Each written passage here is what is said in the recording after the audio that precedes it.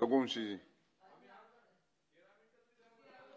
सभापती महोदय, आहे ना 11:15 पर्यंत या तुमच्या अगोदर या प्रस्तावाला पाठिंबा देण्यासाठी मी जास्त वेळ घेणार नाही. सभापती महोदय, या प्रस्तावाला पाठिंबा देण्यासाठीच मी पण उभा आहे. कारण हो, आपल्या भागापुरतच बोलेल. आज महाराष्ट्रामध्ये, देशामध्ये महाराष्ट्राचा परकीय थेट गुंतवणूकमध्ये पहिला नंबर आहे. महाराष्ट्राची प्रगती गेल्या 3 वर्षामध्ये एकदम झपाट्याने आपण बघत आहोत. आणि महाराष्ट्राचे मुख्यमंत्री, दोन्ही मुख्यमंत्री म्हणजे आदरणीय एकनाथराव शिंदे साहेब यांनी 2.5 वर्ष कॉमन मॅनचं हे सरकार आहे म्हणून एक महाराष्ट्रामध्ये ओळख निर्माण केली. एवढ्या मोठ्या प्रमाणामध्ये परकीय गुंतवणूक महाराष्ट्रामध्ये आली आणि सर्वसामान्य माणसाला असा आत्मविश्वास निर्माण झाला की नाही, हे सरकार आमच्यासाठी काम करतंय. लोककल्याणाच्या योजना भरमसाठ आणल्या आणि त्या लोककल्याणाच्या योजनेच्या माध्यमातून आज अशी परिस्थिती आहे की 232 आमदार हे युतीचे निवडून आले. आणि असा झपाट्याने विकास होत असताना एकीकडे महाराष्ट्रामध्ये काही भागाचा विकास होतोय सभापती महोदय, आणि काही भागामध्ये बॅकलॉग निर्माण होतोय. माझी विनंती आहे शासनाला सुद्धा, कारण याच्या पूर्वीच्या राज्यकर्त्यांनी पश्चिम महाराष्ट्राचा विकास केला, फार मोठ्या प्रमाणात पश्चिम महाराष्ट्राचा विकास झाला.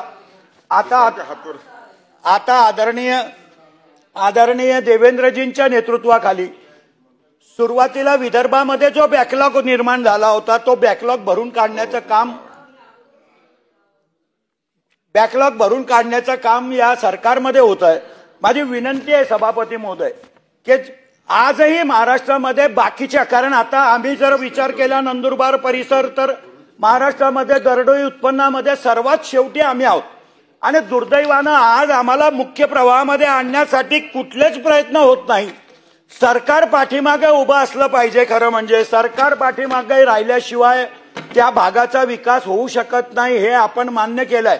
आणि म्हणून माझी विनंती आहे आपल्याला की आपल्या माध्यमातून शासनाला की जसा पश्चिम महाराष्ट्राचा विकास झाला, जसा विदर्भाचा विकास झाला, आता गडचिरोलीच्या पाठीमागे हेच जसा पश्चिम महाराष्ट्राचा झाला रडू नका. जसा आता गडचिरोलीच्या माग सरकार भक्कमपणे उभं आहे आणि एवढ्या मोठ्या प्रमाणामध्ये उद्योग गडचिरोली सारख्या या आदिवासी जिल्ह्यामध्ये निर्माण होतात आहे. माझी शासनाला आपल्या माध्यमातून विनंती आहे साहेब की आमचा जिल्हा सुद्धा आदिवासी लोकसंख्या असलेला महाराष्ट्रातला सर्वात जास्त जिल्हा आहे. दरडोई उत्पन्नामध्ये आमचं उत्पन्न अत्यंत अल्प आहे. आणि जोपर्यंत शासन कुठल्या उद्योगांना हमी देणार नाही, संरक्षण देणार नाही, तर आमच्या भागामध्ये सुद्धा उद्योगधंदे उभे राहणार नाही. आणि जोपर्यंत उद्योग उभे राहत नाही तोपर्यंत त्या परिसराचा विकास होऊ शकत नाही, असं आम्हाला सुद्धा अनुभवलं आहे. आणि म्हणून माझी तुमच्या माध्यमातून शासनाला विनंती आहे की जो एक बॅकलॉग आता महाराष्ट्रामध्ये निर्माण होतोय, काही भाग वंचित राहतात आहे, काही भागाचा झपाट्याने विकास होतोय, तर अशा वेळेला महाराष्ट्राचा समतोल विकास साधला कसा जाईल त्याच्यासाठी प्रयत्न केले पाहिजे. माझी दुसरी विनंती आहे साहेब दरेकर साहेब, तुम्ही फक्त कोकणाचं बोललात. महाबळेश्वरच्या नंतर महाराष्ट्रामध्ये 2 नंबरचं थंड हवेचं ठिकाण आहे तोरणमाळ. आज सापुताऱ्यामध्ये काही नाहीये सभापती महोदय. सभापती महोदय, सापुताऱ्यामध्ये काहीच नाहीये. पण सापुताऱ्याचं, गुजरातचं सरकार सापुताऱ्याच्या मागे भक्कमपणे उभं आहे. सापुताऱ्याची एवढी मोठी जाहिरात होते आणि त्याच्यामुळे पर्यटक तिथे येतात. आमच्या तोरणमाळमध्ये निसर्गाने सगळं काही दिलंय, पण दुर्दैवानं आमचं सरकार तोरणमाळच्या विकासासाठी कटिबद्ध नाही. आणि म्हणूनच तोरणमाळ आजही विकासापासून वंचित आहे. आणि अशा वेळेला माझी विनंती आहे सभापती महोदय आपल्या माध्यमातून शासनाला की तोरणमाळच्या सर्वांगीण विकासासाठी शासनाने लक्ष दिलं पाहिजे. निसर्गाने एवढी सुंदर अशी परिस्थिती त्या आमच्या सातपुड्यामध्ये निर्माण केलेली आहे, परंतु त्या परिस्थितीचं आम्ही सोनं करत नाही. आणि याच्यासाठी थोड्याफार अडचणी दूर करायच्या. आता आमचे मंत्री आदरणीय शंभूराज देसाई साहेबांनी केंद्राला एक प्रस्ताव तोरणमाळच्या विकासासाठी पाठवण्याचा निर्णय घेतला.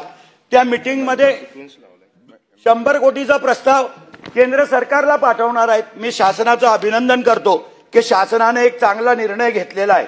माझी विनंती दुसरी अशी आहे, दरेकर साहेब आदरणीय अमित भाईंच्या मार्गदर्शनाखाली देशामध्ये सहकाराची निर्मिती झाली. आता आमचा जिल्हा 98 मध्ये निर्माण झाला. नंदुरबार जिल्ह्याची निर्मिती 98 मध्ये झाली आहे. आजही धुळे आणि नंदुरबार जिल्हा मध्यवर्ती बँक एकत्र आहेत. आता मी ऐकलंय की केंद्र स्तरावरून काही बँकांचं विभाजन होत आहे आणि त्याच्यामध्ये धुळे आणि नंदुरबार जिल्ह्याची बँक सुद्धा वेगळी वेगळी करतात आहे. कारण माझी विनंती आहे की जिल्हा मध्यवर्ती बँक प्रत्येक जिल्ह्याची वेगळी झाल्याशिवाय त्या जिल्ह्याच्या शेतकऱ्यांना सुद्धा न्याय मिळू शकत नाही. आणि म्हणून केंद्राच्या योजनेमुळेच आज धुळे आणि नंदुरबार जिल्हा 25 वर्ष झाले एकत्रच आहेत आणि त्या जिल्हा बँकेचं विभाजन होण्याचा प्रयत्न होतोय. आणि जर तो प्रयत्न झाला तर खरंच नंदुरबार आणि धुळे जिल्ह्याची जनता केंद्र सरकार आणि राज्य सरकारला धन्यवाद दिल्याशिवाय राहणार नाही. आणि म्हणून माझी विनंती आहे शासनाला की शासनाने फक्त खास करून आमच्या आदिवासी जिल्ह्याला नंदुरबारला दत्तक घ्यावं. आणि नंदुरबार जिल्ह्यामध्ये कारण आजही साहेब मुख्यमंत्र्यांनी पालकमंत्रीपद जोपर्यंत आमचं स्वीकारणार नाही.